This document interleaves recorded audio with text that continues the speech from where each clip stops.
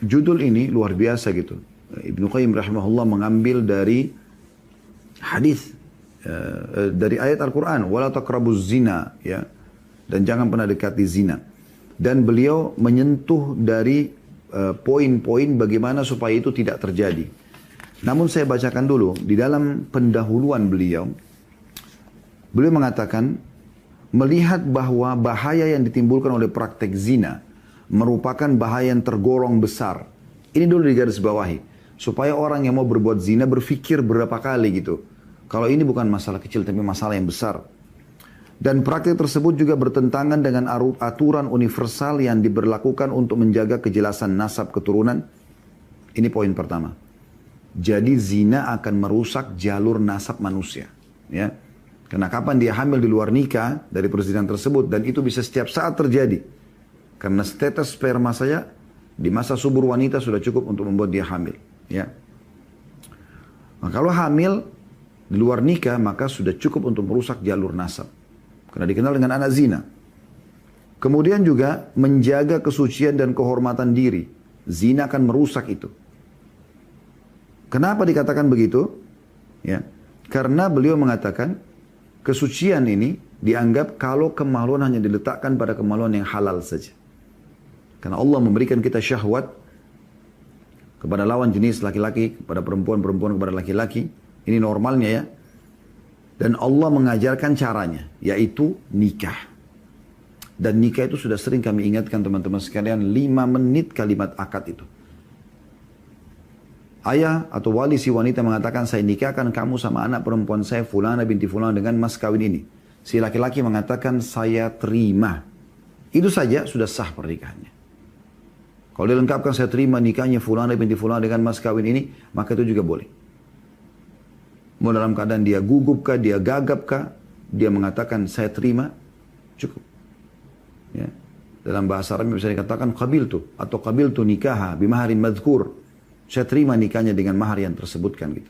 Sudah cukup. Ya. Itu sah pernikahan tersebut dengan 2 saksi, dengan kalimat akad, dengan ada walinya si wanita, ya, ada maharnya. Mereka berhubungan badan setelah itu. Semua orang juga tahu malam pertama mereka akan berhubungan badan. Bahkan setiap hari akan terjadi interaksi biologis selama mereka satu suami istri. Mereka dapatkan kenikmatan. Tidak pernah ada yang melarang mereka. Bahkan kalau hamil pun bangga. Kalau melahirkan anaknya jelas jalur nasabnya. Karena kemaluan diletakkan pada tempat yang sudah sang pencipta tentukan. Ya. Nah, kalau orang menunda-nunda pernikahan, maka yang terjadi adalah mereka akan lampiaskan syahwat yang ada kepada yang haram. Itulah yang dikenal dengan zina. Nikah dimulai dengan kebahagiaan, ketulusan, ya, dan akan berjalan terus dengan ketentraman jiwa pada saat melakukan interaksi biologis, dan sperma akan berkualitas karena ketenangan jiwa ini, dan juga sel telur akan juga berkualitas. Maka keturunan manusia juga akan baik. Sementara kalau zina umumnya ketakutan, yang dilakukan diikuti dengan ketakutan, kekhawatiran, maka terganggu sperma itu yang merupakan bibit manusia, begitu juga sel telur, dan terus juga anak itu tidak akan memiliki jalur nasab yang benar. Kata beliau juga mewaspadai hal-hal yang menimbulkan permusuhan serta perasaan benci di antara manusia disebabkan perusakan terhadap kehormatan istri. Ya. Karena pernah ada anak muda datang kepada Nabi SAW mengatakan, ya Rasulullah, saya siap kerjakan semua syariat Islam. Kecuali satu, izinkan saya berzina.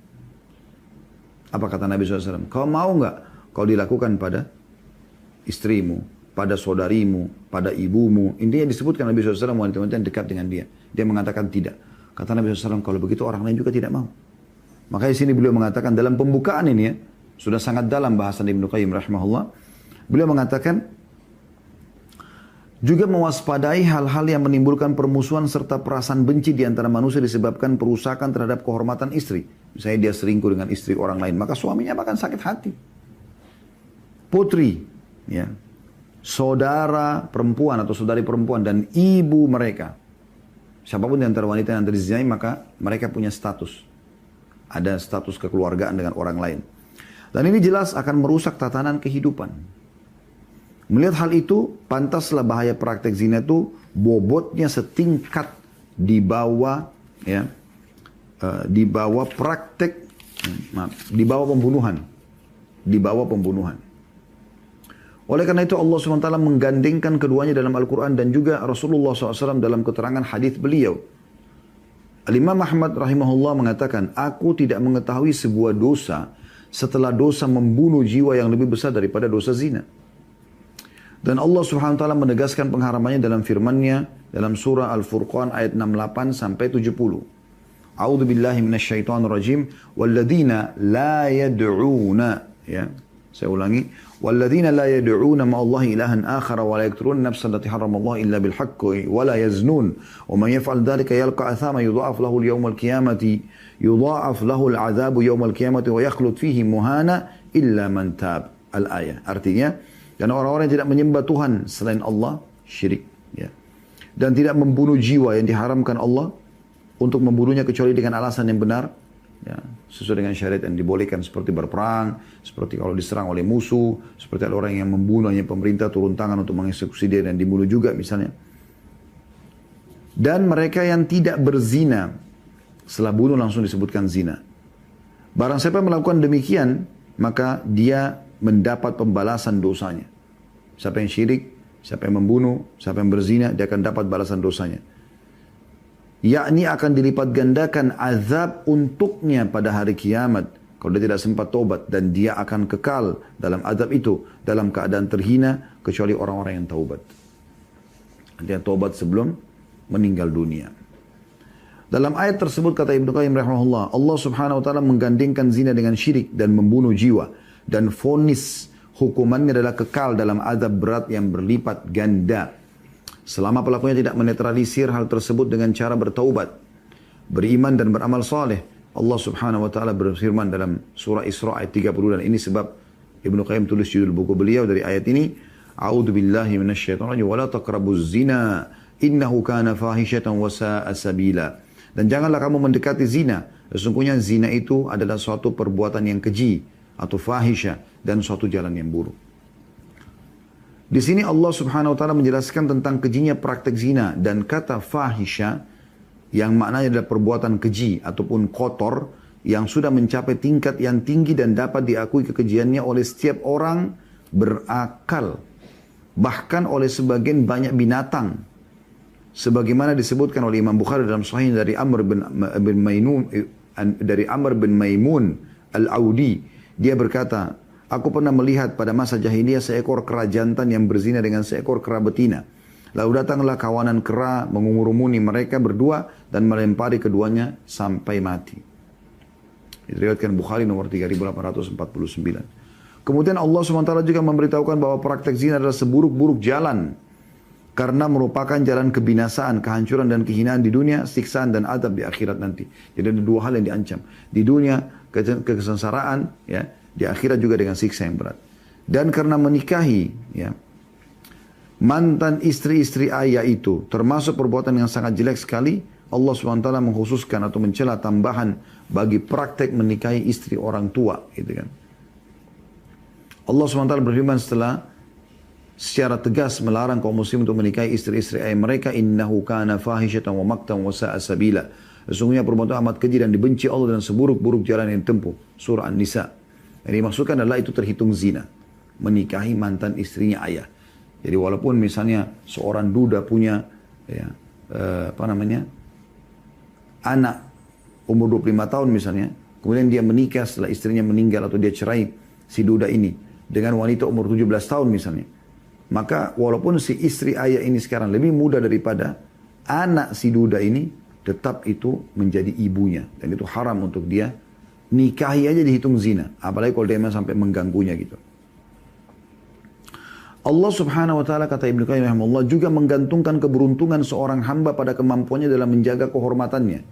Kehormatan maksudnya nama baiknya, termasuk masalah tidak meletakkan kemaluan kepada kemaluan yang haram.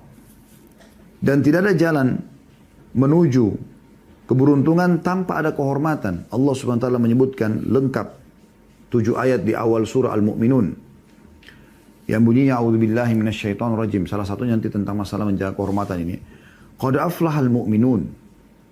Sungguh beruntunglah orang-orang yang beriman itu. Siapa mereka orang beriman itu? Supaya kita dapat gelar ini. Alladzina hum fi salatihim khashi'un. Mereka yang pada salat mereka khusyuk. Ya. Mereka konsentrasi. Walladzina hum 'anil lagwi mu'ridun.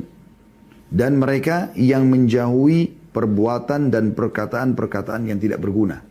Artinya tidak ada nilainya. Bukan lagi maksiat, maksiat itu sudah jelas haram. Omong kosong, buang-buang waktu, ya, itu sudah tidak lagi dikerjakan oleh mereka. Orang beriman. Yang ketiga, walladzina hum lizzakati fa'ilun, dan mereka menunaikan zakat harta mereka. Yang keempat, walladzina hum lifurujim hafizun, dan mereka yang menjaga kehormatan kemaluan mereka. Nah, ini perhatikan ya.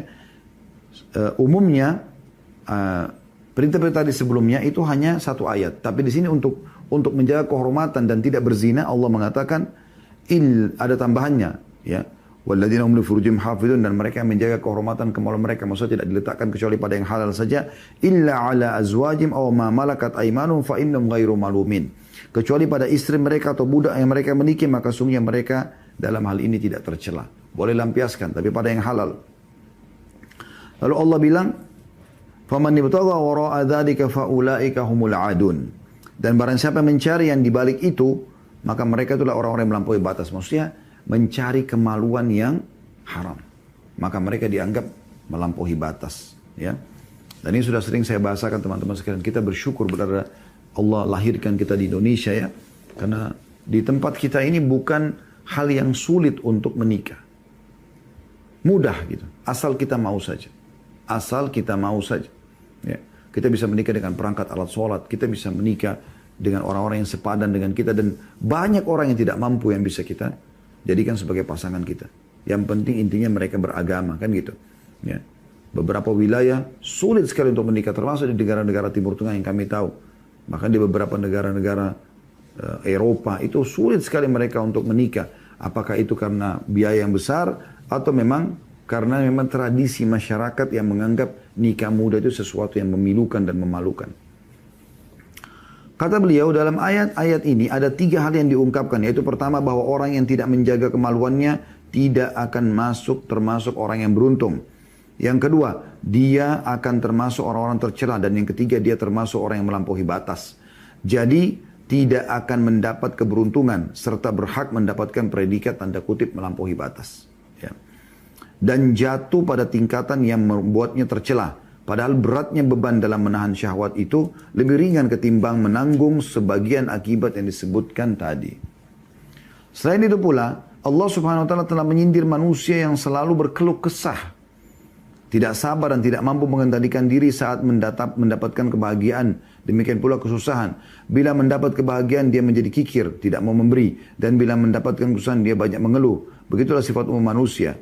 Kecuali orang yang memang dikecualikan oleh Allah dari hamba-hambanya, dan di antara mereka adalah yang disebutkan oleh Allah Subhanahu wa taala, ini yang Allah pilih khususnya dalam surah Al-Ma'arij ayat 29 sampai 31. A'udzu billahi minasyaitonir rajim, walladzina li furujihim hafizun illa ala azwajim aw ma malakat aymanum fa innahum ghairu malumin faman ibtagha wara'a dzalika fa ulaika humul adun. Dan orang yang memelihara kemaluan mereka kecuali terhadap istri-istri mereka atau budak mereka, maka sungguhnya mereka dalam hal ini tidak tercela. Barang siapa mencari di balik itu bukan pada yang halal, maka mereka adalah orang-orang yang melampaui batas. Ya. Oleh karenanya Allah SWT memerintahkan Rasulullah SAW untuk memerintahkan orang-orang mukmin agar menjaga pandangan dan kemaluan mereka. Juga diberitahukan kepada mereka bahwa Allah Ta'ala selalu menyaksikan amal perbuatan mereka. Allah sebutkan dalam surah Ghafir ayat 19. A'udzu billahi minasyaitonir rajim. Ya'lamu kha'inatal a'yun wa ma tukhfis sudur. Allah tahu apa yang dirahasiakan oleh mata dan apa yang disembunyikan oleh hati. Dan karena ujung pangkal dari perbuatan zina yang keji ini adalah pandangan mata, ya, maka Allah SWT lebih mendahulukan perintah untuk memalingkan pandangan mata sebelum perintah untuk menjaga kemaluan. Karena banyak musibah besar yang asal muasalnya adalah dari pandangan. Seperti kobaran api yang besar, asalnya ada dari percikan api yang kecil. Mulanya hanya pandangan, kemudian khayalan, kemudian langkah nyata, kemudian terjadinya musibah yang merupakan kesalahan besar, yaitu zina. Oleh karenanya, ada yang mengatakan bahwa barang siapa yang bisa menjaga 4 hal, maka berarti dia telah menyelamatkan agamanya. Yang pertama, ya, al-lahawat, atau terjemahannya pandangan pertama kepada yang haram, ya. Kemudian yang kedua, al-khatarat, kata beliau, atau fikiran yang melintas di benak. Yang ketiga, al-lafazat, atau lidah dan ucapan. Kemudian yang terakhir, ya, al-khatawat, atau langkah-langkah untuk sebuah perbuatan. Lalu beliau mengatakan, dan sejognyanya seorang hamba itu bersedia untuk menjadi penjaga diri dari 4 hal tersebut di atas dengan ketat. Sebab dari situlah musuh akan datang menyerang, merasuk ke dalam diri dan merusak segala sesuatu. Bagaimana kita mengontrol 4 hal ini, maka insya Allah kita akan jauh sekali dari pelanggaran agama yang satu ini. Dan semoga Allah SWT selamatkan kita, karena memang syahwat ini sangat bergejolak dan besar. Dan memang pada saat sedang datang kita dianjurkan untuk bersabar supaya jangan sampai terjerumus dalam hal tersebut. Dan bagaimana kita mempercepat pernikahan kita supaya kita mendapatkan tempat pelampiasan yang halal. Jadi tidak terjerumus pada yang zina.